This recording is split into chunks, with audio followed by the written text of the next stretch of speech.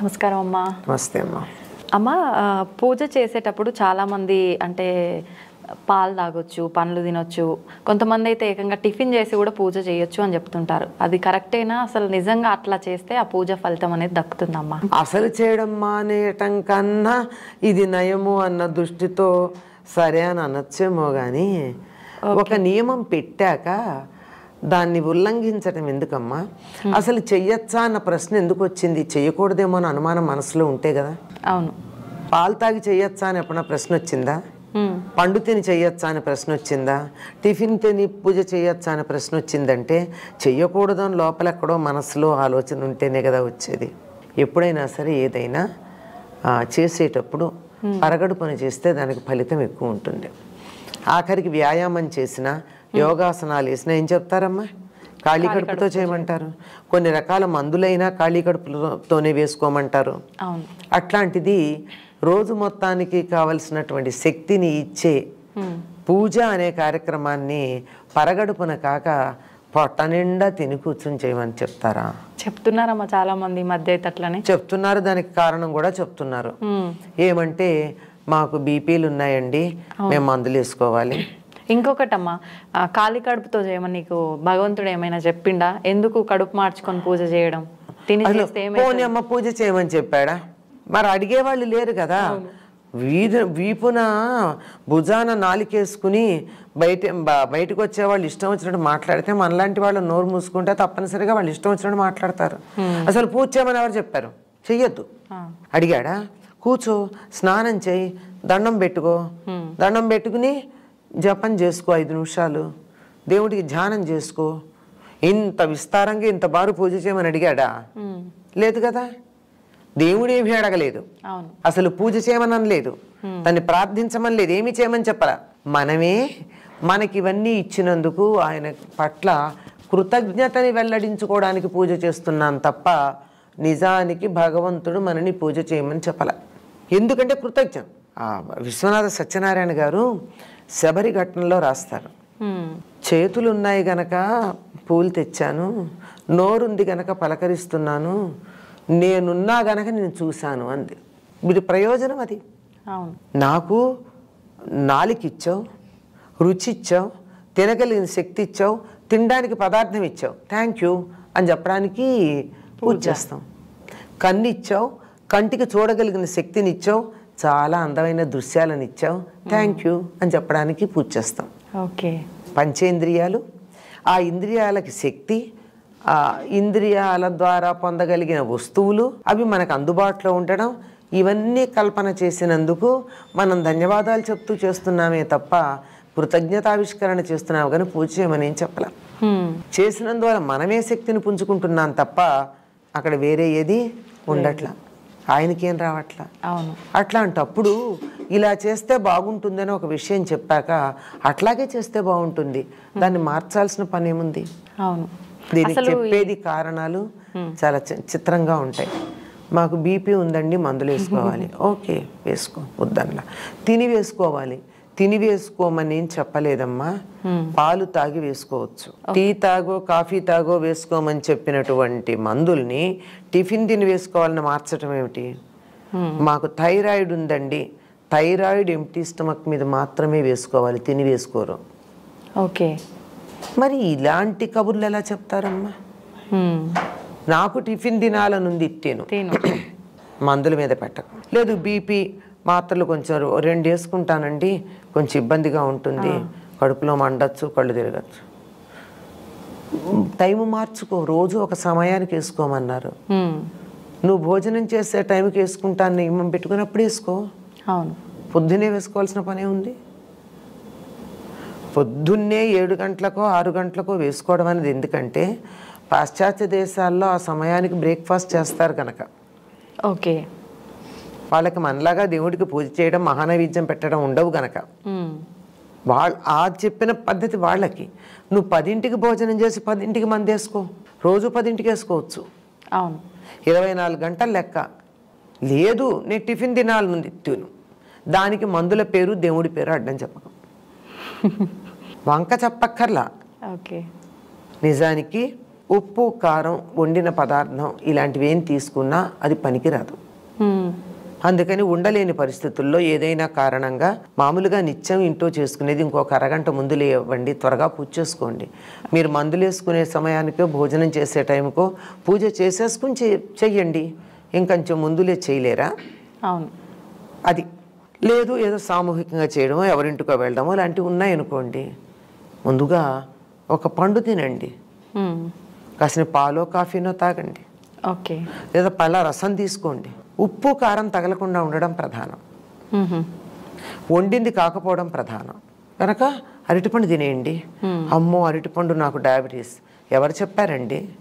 ఇవన్నీ అపోహలు. ఒకసారి కనుక్కోండి, అరటిపండు యొక్క న్యూట్రిషన్ వాల్యూ కనుక్కోండి. ఈ మధ్య కాలంలో లేటెస్ట్ పరిశోధన చెప్పేది ఏమిటంటే అరటిపండు వల్ల షుగర్ లెవెల్స్ పెరగవు అని. పైగా అది పరగడుపున తినడమే మంచిది తర్వాత తినదానికన్నా. పైగా అది వెయిట్ కంట్రోల్ కూడా చేస్తుందట. ఎంత వ్యతిరేక భావనలు మనం దాని గురించి కలిగి ఉన్నాం. అవును, జనరల్గా అయితే వెయిట్ పెరుగుతారు అని అంటుంటారుగా అమ్మ.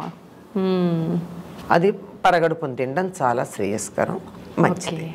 కనుక చక్కగా పాలు తాగండి, పళ్ళు తినండి, పరగడుపున చేసుకోండి.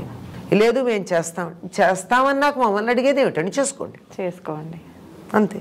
టిఫిన్ తిన్నాక ఎంత లేదన్నా దాహం వేస్తుంది, దాహం వేస్తే మంచినీళ్ళు తాగుతాం, మంచినీళ్ళు తాగితే మొత్తం పొట్ట ఫుల్ ఉంటుంది టిఫిన్తో.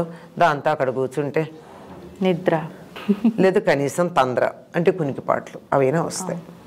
ఎందుకు వద్దన్నారు. ఎప్పుడైనా సరే కొంచెం ఖాళీ కడుపు ఉన్నప్పుడే మెదడు చురుకుగా ఉంటుంది. నిజంగా ప్రతి ఒక్కరిలో అయితే ఈ సందేహం అనేది అవుతుందమ్మా. మీరు చెప్పినట్టు అది ఒక వంక తెలియదు, అది నిజంగానో తెలియదు, కానీ తినాలంటే తినండి, దానికి వేరే వంకలు చెప్పకండి అంటాను. అంతే. ఎవరిని మోసం చేస్తున్నారు? ప్రపంచాన్ని చేస్తున్నారా? మిమ్మల్ని మీరు మోసం చేసుకుంటున్నారా? వాళ్ళని వాళ్ళు చేసుకుంటున్నట్టే అమ్మ ఒక రకంగా. రెగ్యులర్గా నేను ఒక క్వశ్చన్ సందేహం అడగడం, మీరు ఆన్సర్ చెప్పడం అట్లా అయిపోతుంది. ఈరోజు నేనేమనుకుంటున్నా అంటే మీలాంటి పెద్దవాళ్ళు నిత్యం అసలు ఏం పనులు చేస్తూ ఉంటారు, మీ లైఫ్ స్టైల్ ఎలా ఉంటుందో తెలుసుకుంటే మాలాంటి వాళ్ళకు ఉపయోగపడుతుందని నేను అనుకుంటున్నామా. అందుకే మీ గురించి తెలుసుకోవాలనుకుంటున్నామా. మా కోసం ఏం కావాలి మీకు? అసలు మీరు నిత్యం అంటే లేవటం దగ్గర నుంచి దినచర్య అన్నదమ్మా సందర్భాన్ని బట్టి మారుతుంది. చదువుకునే రోజుల్లో ఒకలా ఉంటుంది, బాధ్యతలు లేవుగా. అవును. అందులోనూ పరీక్షల రోజుల్లో వేరేలా ఉంటుంది, సెలవుల్లో వేరేలాగా ఉంటుంది, పెళ్ళయి పిల్లలు బాధ్యత వచ్చినప్పుడు వేరేలాగా ఉంటుంది, బాధ్యతలు తీరాక వేరేలాగా ఉంటుంది. అంతే కదా. అంతే. ఇప్పుడు నాకు పెద్ద బాధ్యతలు లేవు గనక ఇంకా దీంట్లో పెద్ద మార్పు ఉంటుందని నేను అనుకోను. ఇంకా మారడానికి అవకాశం కూడా లేదు. అది ఇప్పుడున్న దినచర్య అంటే 4:30 ఆ ప్రాంతాల్లో వేస్తానమ్మా. ఓకే. అంతకుముందు చేయలేదు ఆ పని. ఎందుకంటే చంటి పిల్లలు, ఇంట్లో చూసుకోవాల్సిన వాళ్ళు, రాయాల్సినవి, చదవాల్సినవి, రేపు కాలేజీలో సబ్మిట్ చేయాల్సినవి, ఇలాంటివి చాలా ఉండేవి. అవన్నీ రాత్రి 1 గంట దాకా చూసుకున్నాక 4:30కి లేవడం అన్నది ఇక మళ్ళీ వెళ్ళి క్లాస్లో పాఠం చెప్పే బదులు ఆవలించాల్సి ఉంటుంది. అందువల్ల ఇప్పుడు అలాంటివి ఏమీ లేవు గనక 4:30కి లేస్తాను. ఓకే. 5 గంటలకల్లా నాకు ఆన్లైన్ క్లాస్ మొదలవుతుందమ్మా. నేనేం చెప్పను, వింటాను. ఎందుకంటే సాయంకాలం నేను నేర్పించినటువంటి లలితా సహస్రనామం ఏదైతే ఉందో, లలితా రహస్యనామ సహస్రం, దాన్ని అందరూ అదొక ఫ్యాషన్గా, ఒక మోజుగా, ఒక స్టైల్గా మేము కూడా లలిత చేస్తున్నామని చెప్పడం కోసం చదువుతున్నారు. కానీ కనీసం ఒక 25-30 సార్లు ఒక పారాయణలో అమ్మవారిని తిడతారు, పొరపాట్లు కొన్ని తప్పులు పర్వాలేదు, కానీ కొన్ని తప్పులు అయితే భయంకరమైన దోషాలు ఉన్నాయి. అందుకని అవన్నీ సరిచేస్తూ నేను నేర్పించాను. యూట్యూబ్ లైవ్లోనే నేర్పించా 28 days. అయితే అట్లా తప్పు చదివితే దోషం వస్తుందమ్మా? దోషమే కదమ్మా. అసలు ఎందుకు ప్రార్థన చేస్తున్నారమ్మా? మీరు పొగుడుతున్నారు కదా. పొగిడే బదులు నిన్ను పొగిడితే నువ్వు నాకు ఏదన్నా అనుకూలంగా ఉంటావు, తిడితే శత్రుత్వం ఆటోమేటిక్గా స్టార్ట్. అమ్మవారిని దురాచార అంటే కోపం రాదా ఆవిడికి? దురాచార సమయాన్ని కలిపి చదవాలి కదా. ఇలాంటివి చాలా ఉన్నాయి. దురాచార అని పిలిచి అమ్మ నాకు దయచూడు అంటే దయచూస్తుంది ఆవిడ. నిన్ను దయచూడడమే పెద్ద దురాచారం అంటుంది. ఓకే. అవును కదా. అందుకని ప్రతి అక్షరం ఎవ్రీ ఫోన్ ధ్వని ఎలా ఉచ్చరించాలో 28 రోజుల పాటు రోజుకు గంట చొప్పున నేర్పించా. ఓకే. ఈ నేర్చుకున్న వాళ్ళు ఏం నేర్చుకున్నారో నాకేం తెలుసు, నేను నేర్పించాను కానీ అవును. నా ఎదురుగా కూర్చొని ఇద్దరికే కరెక్ట్ చేశా. మిగిలిన వాళ్ళ సంగతి ఎట్లా? పొద్దున 5 o'clockకి అంతకుముందే ఉంది ఒక నిత్యపారాయణ అనే ఒక సమూహం రోజు అన్ని స్తోత్రాలు చేస్తారు. ఓకే. దాంట్లో వీళ్ళు చేరి రోజుకొక్కళ్ళు చదువుతారు. చదివితే మిగిలిన వాళ్ళందరూ వింటారు. ఒకవేళ వాళ్ళు చదివే దాంట్లో తప్పు ఉంటే నేను సరి చేస్తా. ఓకే. ఆ విధంగా చాలామంది పర్ఫెక్ట్గా చదివే వాళ్ళు తయారయ్యారు. అరగంట పడుతుంది. అది 5:30 దాకా లలితా సహస్రనామం, ఆ తర్వాత సౌందర్య లహరి చదువుతారు. ఓకే. నేను వింటూ దేవుడి దగ్గర సర్దుకుంటూ ఒత్తులేసుకుని దీపానికి ఏర్పాటు చేసి అలంకారం చేసి ఇట్లాంటి పనులు చేసుకుంటూ వింటా. ఓకే. సరిగ్గా 6 గంటలకి 5:59 ఆపేస్తారంతా. ఆపేసి 6 గంటలకు అందరం కలిసి కూర్చొని ప్రార్థన చేసుకుంటాం ఆన్లైన్. ఓకే. 6:15కి అయిపోతుంది. 6:15 తర్వాత కొంచెం సేపు ఒక 15 minutes or 20 minutes మా గురువుగారి మార్గం ఏదైతే ఉందో, మా గురువుగారి మార్గం అయితే ఈ ఈ నిత్య జీవితంలో యోగాన్ని ఎలా అనుష్ఠానం చేయాలి, మన రొటీన్ ఎలా ఉండాలి, మన దినచర్య ఎట్లా ఉండాలి, మన ప్రవర్తన ఎట్లా ఉండాలి, ఓకే, ఐడియల్గా ఉండడానికి అవి చెప్పినవి ఉన్నాయి. అవి కాసేపు ప్రస్తావిస్తా. 6:30 అవుతుంది. ఇంకప్పుడు వాళ్ళు వేరే స్తోత్రాలు కొన్ని విష్ణు సహస్రనామం అని అదని ఇదని చాలా స్తోత్రాలు చదువుతారు అప్ టు 7 o'clock. ఓకే. అది వింటూ టీ పెట్టుకుంటా. 7 కల్లా అది అయిపోతుంది. టీ తాగుతూ ఒక్కసారి హెడ్లైన్స్ చూస్తారు. అంటే ప్రపంచం ఏమైందో తెలియాలి కదా, నేను కూడా ప్రపంచంలో ఒక భాగం. అందుకని 7:05 అయ్యేటప్పటికల్లా SVBC పెట్టుకుంటాం, రామాయణం. చాలా శ్రద్ధగా వింటా. ఓకే. అవుతుంది. ఈ 8 తర్వాత నా మిగిలిన పూజ ఇత్యాదుల పనులు చాలా ఉంటాయి. 9-9:30 కల్లా పూజ వంట అన్నీ పూర్తయిపోతాయి. బయటికి ఏదన్నా వెళ్ళాలంటే 9:30కు భోజనం చేసేస్తా. లేదంటే కొంచెం సేపు ఆగి ఈ కాసేపట్లో నా మొక్కలను ఒకసారి పలకరించుకుని దానికి ఏమన్నా సంస్కరించాల్సి ఉంటే సంస్కరించి వాటికి సేవ చేయాల్సింది ఏమన్నా ఉంటే చేసుకుని 10-10:30 లోపల నాకు భోజనం. అంటే కొంచెం వేరియేషన్ ఇక్కడే నాకు. బయటికి వెళ్ళాలా ఇంట్లో ఉంటానా దాన్ని బట్టి 10:30 కల్లా నా పని అయిపోతుంది. 10:30 నుంచి 4 గంటల దాకా ఫ్రీ. అంటే బయట చదువుకోవడం రాయడం, నేను ఆర్టికల్స్ రాసుకుంటాను కదా, అవి రాసుకోవడం కానీ మాట్లాడడం కానీ లేదా వేరే పనులు ఎన్నో చాలా ఉంటాయి కదా, ఇవన్నీ చేసుకుని 4:30 కల్లా మళ్ళీ నేను జూమ్లో కూర్చుంటాను, రామాయణం చెప్తా. 4:30 నుంచి 5:15 కదా, 40 నిమిషాలు ఫ్రీ జూమ్. నేనేం పే చేయలేదు, ఫ్రీ జూమే వాడుకుంటా. ఓకే. 40 నిమిషాలే కదా. 4:30 to 5:10. ఎప్పుడన్నా మళ్ళీ రీజాయిన్ అయ్యి ఇంకో 10 నిమిషాలు అంతే అయిపోయి మళ్ళీ కాస్త టీ తాగి 6 to 6:15 మా ప్రేయర్. ఓకే. అయ్యాక 6:30కి మళ్ళీ కూర్చుని కొంతకాలం సౌందర్యలహరి చెప్పాను, కొంతకాలం లలితా సహస్రనామం నేర్పించాను. ప్రస్తుతం కొంచెం ఇర్రెగ్యులర్గా ఉంది, ఎందుకంటే మా ఇల్లు ఇబ్బంది 4 రోడ్ల కూడల్లో ఉంటుంది కార్నర్లో. ఈ ఊరేగింపులు అవి మాకు చాలా డిస్టర్బెన్స్, అస్సలు అవ్వట్లేదు నా పని. ఇక మళ్ళీ మొదలు ఇంకా అయిపోయింది కదా, మళ్ళీ అవి మొదలు పెట్టేస్తాను 6:30 కల్లా జూమ్లోనే. ఎంతమంది ఉంటారమ్మా? యాక్చువల్గా రామాయణానికి జాయిన్ అయిన వాళ్ళు 80 మంది, కానీ వాళ్ళు కొంతమంది విదేశాలకు వెళ్ళిపోయారు ఆఫ్టర్ కరోనా తర్వాత కొన్ని రకాలు, తర్వాత జాబ్స్లో జాయిన్ అయిన వాళ్ళు ఉన్నారు. వాళ్ళకి మాత్రం నేను ఒక గ్రూప్ క్రియేట్ చేసి నేను ఇక్కడ వీడియోలో చెప్పేది నా ఫోన్లో ఆడియో చేస్తా, రికార్డెడ్ అమ్మా, ఆడియో రికార్డ్. ఓకే. అందరూ వింటారు. వాళ్ళు ఎక్కడున్నా ఆడియో వినొచ్చు కదా. అవును. లేదా తర్వాత అయినా వినొచ్చు. అవును. జూమ్ అయితే మనకి డైరెక్ట్గా వినడమే వీలవుతుంది. ఈ 6:30 దానికి అవేం చేయను. ఇది ఒక్కటే వాళ్ళకి మేము ఒక ఆఫీసులకి ఇబ్బందిగా ఉంది, అప్పుడు కరోనా టైంలో మాకు ఇబ్బంది లేదు కనుక విన్నాము, ఇప్పుడు మాకు ఎట్లా మాకు రామాయణం మీద మమకారం పోలేదు అంటే అది మందరం చెప్తాను. వాసుదాస్ గారిది, అదెవరు పెద్దగా చెప్పింది కాదు. వాల్మీకి రామాయణానికి యథాతథమైనటువంటి అనువాదం, పద్యాల్లో చాలా అందంగా అనువాదం చేసి మనకి ఎక్కడన్నా అనుమానాలు ఉంటాయన్న వ్యాఖ్యానం కూడా చేశారు ఆయన. అంచేత అది ఈ 6:30 to 7:30 ఒకదాని తర్వాత ఒకటి రకరకాల క్లాసులు తీసుకుంటూ ఉంటా. ఈ మధ్యకాలంలో చాలా బ్రేక్ అయింది. ఓకే. ఎందుకంటే ఈ గొడవలు కొన్ని, తర్వాత నేను ఏదన్నా ఊళ్ళకి వెళ్ళడం, నేను తిరుగుతూనే ఉంటాను. దానివల్ల అలా వెళ్ళినప్పుడు మాత్రం ఇక్కడ బ్రేక్ అవుతూ ఉంటుంది. ఇక 7:30కి అయిపోతుంది. ఇంకా నా పని ఏముందమ్మా, రాసుకోవడమో చదువుకోవడమో, కబుర్లు చెప్పడానికి కూడా ఎవరు లేరు ఇప్పుడు, ఎవరన్నా పిల్లలు వస్తేనే తప్ప. ఈ రొటీన్ ఉంటుంది. ఓకే. అయితే ఎక్కువగా ఏ గ్రూప్ వాళ్ళు ఉంటారమ్మా ఇప్పుడు మీరు చెప్పే రామాయణం క్లాస్లో, ఈ జూమ్ మీటింగ్? రామాయణానికి మాత్రం మొదట అన్ని ఏజ్ గ్రూపులు ఉండేవాళ్ళమ్మా. ఇప్పుడు తక్కువ మంది ఉంటున్నారు వేరే. అయితే నేను 4:30కి మొదలు పెడితే చిన్నపిల్లలు కొంతమంది 4:45కి చేరతారు. అంటే స్కూల్ అయిపోయి ఇంటికి వచ్చి పిల్లలు కూడా వాళ్ళు మధ్యలో చేరతారు. చేరి నేను నమస్కారం పెట్టి నేను చెయ్యిట్లా అనే దాకా నమస్కారం పెట్టేలాగే కూర్చుంటారు ఇద్దరు. ఓకే. పెద్దవాళ్ళు ఉన్నారు చాలామంది. నేను వాట్సాప్ గ్రూప్లో పంపించే వాళ్ళందరూ 30 to 50 ఏజ్ మధ్య వాళ్ళు. ఓకే. వాళ్ళు జాబ్స్లో ఉన్నారు.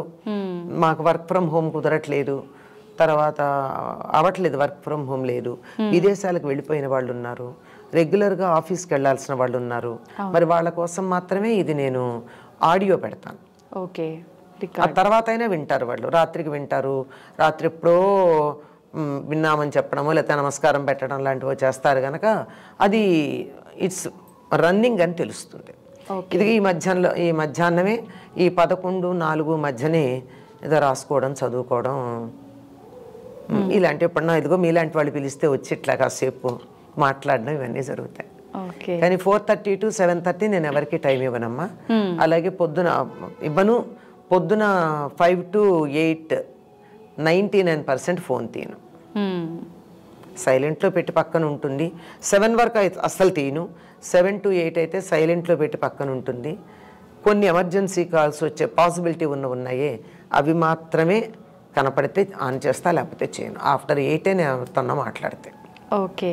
మీతో రెగ్యులర్గా అంటే టచ్లో ఉన్న వాళ్ళకైతే ఈ టైమింగ్స్ చాలా మందికి తెలుసు. నేను 8 దాకా 8:10 అయ్యా 8:05 8:10 ఎప్పటికి వచ్చేస్తాయి నాకు ఫోన్స్ అన్ని. ఓకే. పొద్దున అన్నీ ఒకదాని తర్వాత ఒకటి యూజువల్ అప్పుడే చేస్తాను. ఈవినింగ్ కూడా మధ్యాహ్నాలు కూడా పెద్దగా చేయరమ్మా.